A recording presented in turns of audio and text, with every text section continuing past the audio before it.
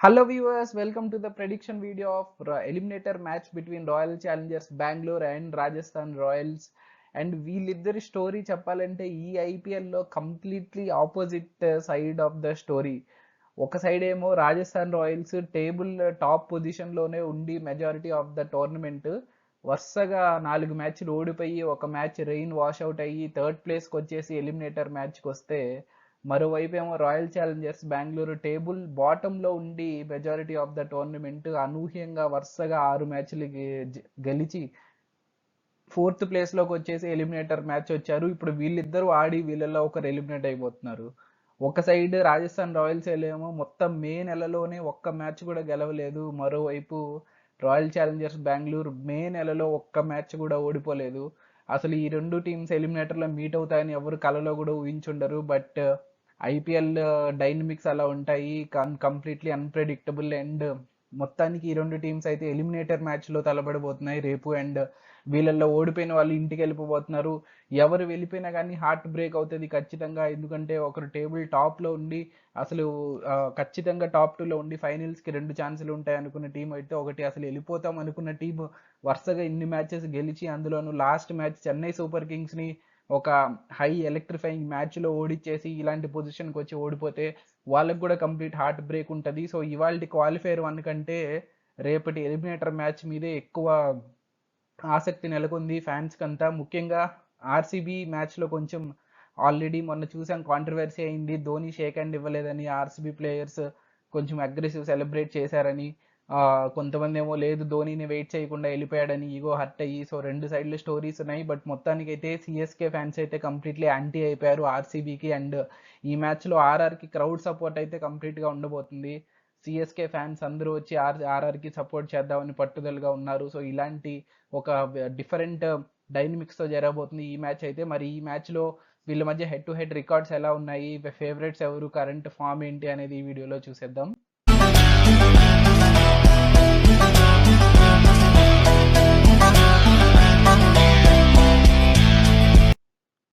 So ముందుగా head to head records ఒకసారి చూసేద్దాం. సో ఇప్పటి వరకు ఐపీఎల్లో మొత్తం 31 మ్యాచెస్ ఆడారు Rajasthan Royals and royal Challengers Bengaluru. అందులో హెడ్ టు హెడ్ రికార్డ్ అయితే ఆర్సీబీ వైపు ఉంది. ఆర్సీబీ 15 మ్యాచ్లు గెలిచింది, ఆర్ఆర్ 13 మ్యాచ్లు గెలిచింది. అండ్ 3 మ్యాచెస్లో అయితే రిజల్ట్ రాలేదు.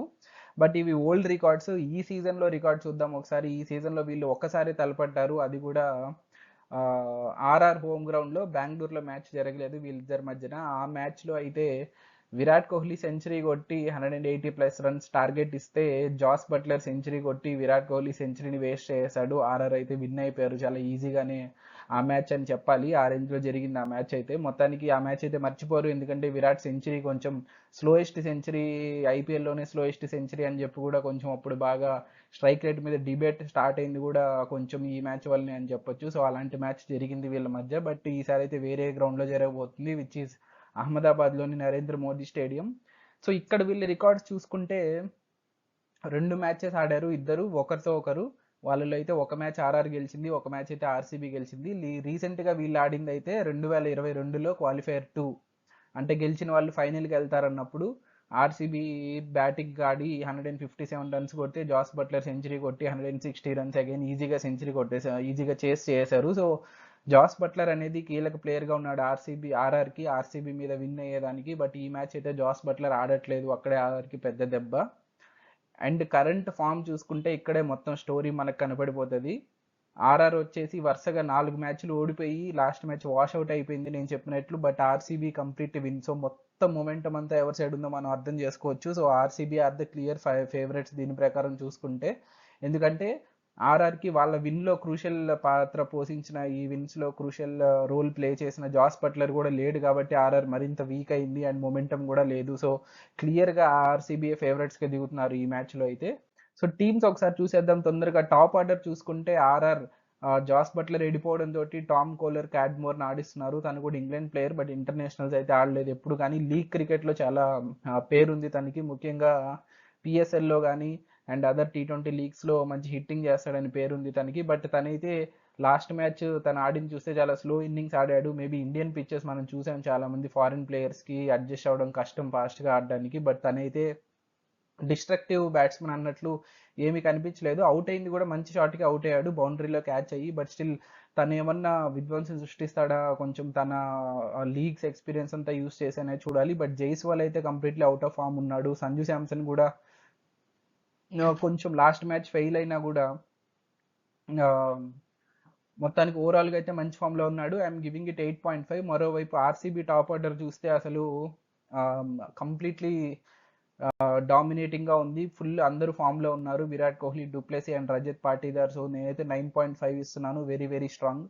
సో ఈ లైనప్ కూడా 9.5 ఇస్తే ఇంక 10 ఎవరికి ఇవ్వాలి అని డౌట్ వస్తే ఆల్రెడీ ఇంతకుముందు ఒక వీడియోలో చెప్పున్నాను. ఒకవేళ Virat Kohli, Chris Gayle, AB de Villiers వీళ్ళు టాప్ 3 అయితే అలాంటి లైనప్కి 10 ఇవ్వచ్చు. బట్ స్టిల్ దిస్ ఈజ్ ఇది కూడా చాలా స్ట్రాంగ్గా ఉంది. నేనైతే 9.5 ఇస్తున్నాను. మిడిల్ ఆర్డర్ చూసుకుంటే ఆర్ఆర్ మిడిల్ ఆర్డర్ అయితే కంప్లీట్గా వీక్ అయిపోయింది ఎప్పుడైతే హెట్మైర్ వెళ్ళిపోయాడో. హెట్మైర్ వాళ్ళకి చాలా క్రూషియల్ ఉన్నాడు లాస్ట్ 2 సీజన్స్లో మ్యాచెస్ ఫినిష్ చేయడానికి కానీ దేనికి కానీ. బట్ తను వెళ్ళిపోయినప్పటి నుంచి బాగా స్ట్రగుల్ అవుతున్నారు ఫినిషింగ్కి. ఒక 2 మ్యాచెస్ సౌత్ ఆఫ్రికా ప్లేయర్ డానోవెన్ ఫెరీరాని కూడా ఆడిచ్చారు. తను కూడా వెరీ ఎక్స్ప్లోజివ్ ప్లేయర్, చూసాము ఇంతకుముందు SA20 లీగ్లో కూడా. బట్ తనైతే అసలు ఏమీ ఇంపాక్ట్ చూపించలేకపోతున్నాడు. రామెల్ పౌల్ ఒక SRH మ్యాచ్ మాత్రం క్లోజ్గా తీసుకొచ్చి లాస్ట్ బాల్ 2 రన్స్ అన్నప్పుడు ఓడిపోయారు, కానీ మిగతా మ్యాచెస్ ఏవి రామెన్ పౌల్ కూడా మంచి ఫినిషింగ్ ఇవ్వలేకపోతున్నాడు. ఓన్లీ రియాన్ పరాగే లాస్ట్ వరకు ఆడుతూ తన మీద హోప్స్ పెట్టుకుంటున్నారు. ధ్రువ్ జురెల్ రీసెంట్గా కొంచెం ఫామ్లోకి వచ్చాడు. అదర్వైజ్ ఫినిషర్స్ అనేది చాలా పెద్ద లోటుగా ఉంది. మొత్తానికి ఆర్ఆర్ మిడిల్ ఆర్డర్ కంప్లీట్లీ వీక్గా ఉంది. I'm giving it only 8. మరోవైపు RCB middle order again is firing. మనం చూసాం గ్రీన్ అండ్ దినేష్ కార్తిక్ అయితే ఎవర్ గ్రీన్ ఫామ్లో ఉన్నారు. లాస్ట్ మ్యాచ్ చూస్తున్నాం 2-3 మ్యాచెస్గా. అండ్ గ్లెన్ మ్యాక్స్వెల్ ఎట్టకేలకు లాస్ట్ మ్యాచ్ లాస్ట్లో వచ్చి హిట్టింగ్ మంచి క్యామియో ఆడాడు. సో ఆల్మోస్ట్ ఆ టచ్ వచ్చింది అని చెప్పొచ్చు, ఫామ్లోకి వచ్చాడని చెప్పొచ్చు. Only concerning is Mahipal Lomror, but తనకి పెద్దగా ఛాన్సెస్ రావట్లేదు. In fact last match last ball స్ట్రైకింగ్కి వచ్చాడు కానీ మిస్ చేసాడు ఆ బాల్ని కూడా. ఆ బాల్ కనెక్ట్ చేసి ఉంటే ఇంకో 4 రన్స్ 6 రన్స్ వచ్చేవి ఆర్సీబీకి. బట్ ఎనీవేస్ తను ఫామ్లో లేడు. But still very strong middle order కాబట్టి నేను 9 ఇస్తున్నాను ఆర్సీబీకి. బట్ బౌలింగ్లో ఆర్ఆర్ ఈ స్ట్రాంగ్, ఎందుకంటే వాళ్ళ ప్లేయర్స్ అందరూ ఫామ్లో ఉన్నారు. అశ్విన్ రీసెంట్గా ఫామ్లోకి వచ్చేసాడు. ట్రెంట్ బోల్ట్ ఎనీవేస్ ఆల్వేస్ ఫామ్లోనే ఉన్నాడు. ఫస్ట్ ఓవర్ వికెట్స్ మళ్ళీ తీయడం స్టార్ట్ చేశాడు. ఆవేష్ ఖాన్ డెత్ బౌలింగ్ బాగా చేస్తున్నాడు, యార్కర్స్.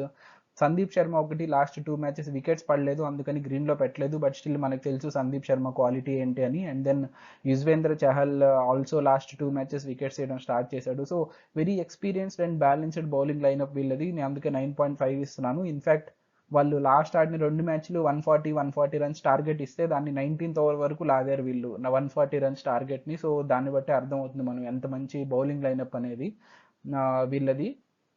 సో 9.5 ఇస్తాను. మరోవైపు RCB bowling lineup last match bowling వల్లనే గెలిచారు అనుకోవాలి, కానీ మనం చూసాం అసలు 4 ఓవర్స్కి 63 ఉంది. లాస్ట్ రికగ్నైజ్డ్ బ్యాటింగ్ పేరు ఉంది జడేజా అండ్ ధోని అన్నా, కానీ లాస్ట్ 5 బాల్స్కి 11 వరకు తీసుకొచ్చారు. సో ఎందుకు అంటే కొంచెం ఎక్స్పీరియన్స్డ్ డెత్ బౌలర్స్ కన్సర్న్ వాళ్ళకి. అండ్ దెన్ క్లచ్ మూమెంట్లో మంచి వచ్చి ఖచ్చితంగా మ్యాచ్ని మార్చేస్తాడు అన్న బౌలర్ అయితే ఎవ్వరు లేరు. సో కాబట్టి కొంచెం వీక్గానే ఉంది. కరణ్ శర్మకి వికెట్స్ పడట్లేదు. లాకీ ఫెర్గుసన్ కూడా కొంచెం అన్ప్రెడిక్టబుల్గా ఉన్నాడు.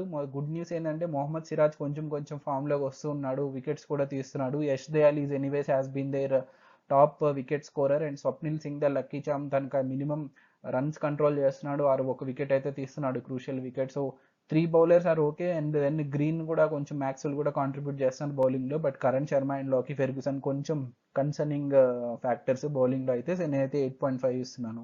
సో ఈ విధంగా టోటల్ టీమ్స్ చూస్తే ఆర్ఆర్ 26, ఆర్సీబీ 27. నా దృష్టిలో ఆర్ఆర్సీబీ టీమ్ స్ట్రాంగ్గా ఉంది. టాప్ ఆర్డర్ ఆర్సీబీ స్ట్రాంగ్, మొత్తం బ్యాటింగ్ అంతా ఆర్సీబీ స్ట్రాంగ్, బౌలింగ్ ఒక్కటి ఆర్ఆర్ స్ట్రాంగ్. సో కాబట్టి ఈ మ్యాచ్ అయితే ఆర్సీబీ బ్యాటింగ్ వర్సెస్ ఆర్ఆర్ బౌలింగ్గా మనం చెప్పుకోవచ్చు. Unless Sanju Samson or Tom Kohler Cadmore or Yashasvi Jaiswal వీళ్ళల్లో ఎవరన్నా if they come to the party then కొంచెం ఆర్ఆర్ వైపుకు వెళ్ళే అవకాశం ఉంది. బట్ స్టిల్ 4 మ్యాచ్లు అంటే మొమెంటం అసలు లేదు వాళ్ళకి. ఏం జరుగుతుంది అనేది చూడాలి.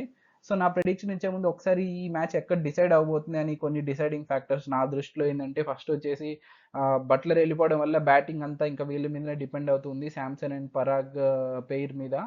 ఒకప్పుడు మనం చూసాం ఆర్ఆర్ టీమ్ రియాన్ పరాగ్ని క్యారీ చేస్తూ ఉంది, అనేం ఆడకపోయినా అనే స్టేజ్ నుంచి ఇప్పుడు రియాన్ పరాగ్ మాత్రమే మొత్తం ఆర్ఆర్ టీమ్ బ్యాటింగ్ని క్యారీ చేస్తున్నాడు అన్న స్టేజ్కి వచ్చేసాడు రియాన్ పరాగ్. సో అండ్ ఈ మ్యాచ్లో తను కానీ ఐ థింక్ 20-30 రన్స్ కొడితే సెకండ్ ప్లేస్కి వచ్చేస్తాడు ఆరెంజ్ క్యాప్ లిస్ట్లో. నాట్ 20-30, అట్లీస్ట్ ఒక 50 రన్స్ కొడితే అనుకుంటాను గైక్వాడ్ని క్రాస్ చేసి. సో వెరీ వెరీ ఎంత పెద్ద ఫీట్ అది, తనకి అన్క్యాప్డ్ బ్యాట్స్మెన్గా అయితే వెరీ వెరీ బిగ్ ఫీట్ అని చెప్పాలి దాన్ని. అండ్ సంజు శాంసన్ కూడా జస్ట్ 10 రన్స్ తక్కువలో ఉన్నాడు పరాగ్. తను కూడా 50-60 రన్స్ కొడితే సెకండ్ హైయెస్ట్ రన్ స్కోరర్ అయిపోతాడు ఈ టోర్నమెంట్లో. సో వీళ్ళిద్దరూ అంత కన్సిస్టెంట్గా ఆడుతూ వస్తున్నారు రాజస్థాన్కి. సో వీళ్ళ మీద చాలా డిపెండ్ అవబోతుంది RR batting. And then Jaiswal form చాలా క్రూషియల్ వీళ్ళకి, ఎందుకంటే జైస్వాల్ ఒక సెంచరీ మధ్యలో వచ్చింది, దాని తర్వాత నెక్స్ట్ మ్యాచ్ కూడా ఇన్నింగ్స్ వచ్చింది, ఫామ్లోకి వచ్చాడు అనుకునే లోపే మళ్ళీ అవుట్ ఆఫ్ ఫామ్ అయిపోయాడు. కొంచెం అగ్రెసివ్గా ఆడుతున్నాడు, అది మనకు కావాలి ఆ ఇంటెంట్ టీమిండియా కూడా ఆడినప్పుడు. బట్ దానికి కొంచెం కన్సిస్టెన్సీ కూడా యాడ్ అవ్వాలి. మరి ఏ బాల్ హిట్ చేయాలి, ఏ బాల్ హిట్ చేయకూడదు అన్నది కొంచెం లెర్నింగ్తో వస్తుంది. అదైతే కొంచెం ఆ fine balance between over aggression and caution అనేది కొంచెం చూడాలి. జైస్వాల్ అయితే మొత్తానికి తను కానీ ఫామ్లోకి వచ్చి ఒక మంచి ఇన్నింగ్స్ ఆడాడంటే మాత్రం ఆర్సీబీకి కష్టాలు అయితే తప్పవు. అండ్ దెన్ ఆర్సీబీ బ్యాటింగ్ విషయానికి వస్తే ట్రెంట్ బోల్ట్కి, సందీప్ శర్మకి మంచి రికార్డు ఉంది విరాట్ కోహ్లీ మీద. అండ్ మనం చూస్తున్నాం Trent Boult first over wickets ఎలా తీస్తున్నాడు. అండ్ దెన్ సందీప్ శర్మ కూడా పవర్ ప్లే డెత్ బౌలింగ్గా కాకుండా తన పవర్ ప్లే స్వింగింగ్లోనే one of the highest wicket టేకర్స్లో ఉంటారు పవర్ ప్లేలో సందీప్ శర్మ. సో వీళ్ళకి ముఖ్యంగా వర్సెస్ విరాట్ కోహ్లీ వికెట్ ఎంత క్రూషియల్ మనకు తెలుసు. సో విరాట్ కోహ్లీకి ఎలా బౌలింగ్ చేయబోతున్నారు, ఎలా కంట్రోల్ చేయబోతున్నారు అనేది అయితే చాలా ఇంట్రెస్టింగ్ ఫ్యాక్టర్. సో ఇక్కడ కూడా మ్యాచ్ డిపెండ్ అవబోతుంది. ఒకవేళ విరాట్ కోహ్లీ వికెట్ని తీయేశారంటే ఫస్ట్ ఓవర్ ఆర్ సెకండ్ ఓవర్లో, then it's like plus huge boost for RR. And then మనం చూస్తున్నాం Rajat Patidar particularly spin hitter, and RR బౌలింగ్కి మధ్యలో spin twins Ravi Ashwin and Yuzvendra Chahal చాలా క్రూషియల్. సో వాళ్ళని కానీ డామినేట్ చేసి పటిదార్ కానీ హిట్టింగ్ స్టార్ట్ చేశాడంటే ఆర్ఆర్కి సిక్స్త్ బౌలింగ్ ఆప్షన్ కూడా లేదు యాక్చువల్లీ. వాళ్ళు ఎప్పుడు 5 బౌలర్స్తోనే ఆడతారు అన్లెస్ సెకండ్ బౌలింగ్ అయితే తప్ప. సో కాబట్టి అలా పటిదార్ కానీ హిట్ చేశాడంటే ఆర్ఆర్కి హ్యూజ్ హెడేక్ అవుతుంది ఖచ్చితంగా. అండ్ దెన్ ఈ మ్యాచ్లో మ్యాక్స్వెల్ కూడా ఉన్నాడు కాబట్టి మ్యాక్స్వెల్కి వీళ్ళిద్దరి మీద మంచి రికార్డు ఉంది. గతంలో మనం చూసాం టీమిండియా ఆస్ట్రేలియా ఇండియా మ్యాచెస్లో కూడా వీళ్ళని ఫుల్గా హిట్టింగ్ చేసేవాడు చహల్ని, అశ్విన్ని. గ్లెన్ మ్యాక్స్వెల్ రివర్స్ స్వీప్స్తో కానీ స్విచ్ హిట్స్తో కానీ ఫుల్గా ఇబ్బంది పెట్టేవాడు. సో వీళ్ళిద్దరు మిడిల్ ఆర్డర్లో ఉన్నారు అండ్ వీళ్ళు స్పిన్ ఉన్నారు. సో వీళ్ళ మధ్య బ్యాటిల్ కూడా ఇంట్రెస్టింగ్గా ఉండబోతుంది నన్ను అడిగితే. సో కాబట్టి వీళ్ళ మధ్య ఎవరు డామినేట్ చేస్తారు, ఒకవేళ చహల్ కానీ వీళ్ళ వికెట్స్ తీయేసాడంటే అగైన్ ఆర్సీబీకి చాలా నెగిటివ్ అవుతుంది. సో ఇక్కడ కూడా మ్యాచ్ డిపెండ్ అవబోతుంది. సో నన్ను అడిగితే ఈ 4 అనేది డిసైడింగ్ ఫ్యాక్టర్స్. దీంట్లో ఎవరు ఎక్కువ స్కోర్ చేస్తారో వాళ్ళకి విన్నింగ్ ఛాన్సెస్ ఎక్కువ ఉంటాయి. బట్ ఇక నా ప్రిడిక్షన్ విషయానికి వస్తే మొత్తానికి ఇవన్నీ జరిగేది జైస్వాల్ సడన్గా ఫామ్లోకి రావడం, విరాట్ కోహ్లీని అవుట్ అయిపోవడం, వీళ్ళు సడన్గా స్పిన్ దాంట్లో కొత్తగా పటిదార్ అవుట్ అయిపోవడం, ఇవన్నీ అన్నీ జరగాలి ఆర్ఆర్ గెలవాలంటే. బట్ నాకైతే అన్నీ జరుగుతాయి అనుకోవట్లేదు. మేబీ జైస్వాల్ ఫామ్లోకి వచ్చినా కూడా విరాట్ కోహ్లీ ఉన్నాడు again, and then Patidar will continue to hit అని నేను అనుకుంటున్నాను. సో ఆర్సీబీ బ్యాటింగ్ బలంతో ఆర్ఆర్ బౌలింగ్ని డామినేట్ చేసి మొత్తానికి నా ప్రెడిక్షన్ అయితే ఆర్సీబీ అయితే విన్ అవుతుంది అనుకుంటున్నాను, అదే మొమెంటమ్ని కంటిన్యూ చేస్తూ. అండ్ ఇది నా ప్రెడిక్షన్ అయితే. ఆర్ఆర్ని తక్కువ చేయడం అనేది కాదు, బట్ స్టిల్ ఆర్ఆర్ చాలా ఫామ్ స్ట్రగుల్లో ఉంది. బట్లర్ వెళ్ళిపోవడం పెద్ద దెబ్బ ఆర్ఆర్కి. బట్లర్ బిగ్ మ్యాచ్ ప్లేయర్ కూడా. సో ఇలాంటి బిగ్ మ్యాచెస్లో తన సీనియర్ ప్లేయర్ ఉంటే బాగా కాన్ఫిడెన్స్ ఉండేది. బట్ బట్లర్ లేడు అండ్ టామ్ క్యాడ్మోర్కి పెద్దగా ఛాన్సెస్ రాలేదు సెటిల్ అవ్వడానికి ఆ రోల్లో. మేబీ అన్లెస్ సర్ప్రైజింగ్గా తను ఒక మంచి ఇన్నింగ్స్ ఆడి జైస్వాల్ కూడా ఫామ్లోకి వచ్చి ఇంకా అంతా బ్యాటర్స్ అంతా కూడా కాంట్రిబ్యూట్ చేసి పెద్ద స్కోర్ కొడితే తప్ప ఆర్సీబీ అయితే ఓడిపోతుందని నేను అనుకోవట్లేదు. సో మొత్తానికి నా ప్రిడిక్షన్ అయితే RCB is going to win this match. So me prediction ఏదో కామెంట్స్లో చెప్పండి. అండ్ వీడియో నచ్చినట్టయితే లైక్ చేయండి. నా ఛానల్లో వీడియో చూస్తున్నట్టయితే ప్లీజ్ సబ్స్క్రైబ్ చేసుకోండి. చాలామంది వీడియో చూస్తున్నారు కానీ సబ్స్క్రైబ్ చేసుకోవట్లేదు. Need all your support. Thank you for watching. Take care. Bye.